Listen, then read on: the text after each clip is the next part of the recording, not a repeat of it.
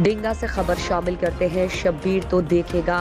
डिंगा Mandi road बेल मुकाबिल Milan marriage hall Al Najaf corporation paint sanitary hardware रात wall and graphic ceiling centre का शानदार इफ्तिताह किया गया,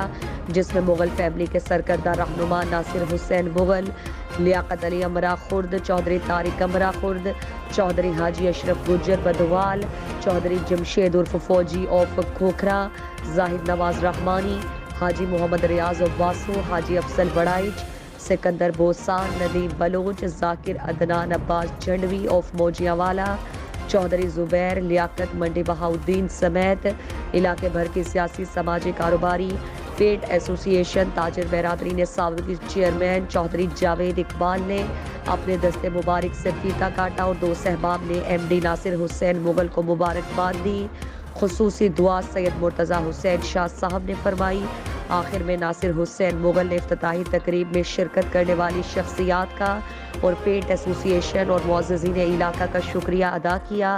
कवरेज C1 न्यूज़ चैनल के ब्यूरो चीफ सैयद शब्बीर हुसैन शाह ने की।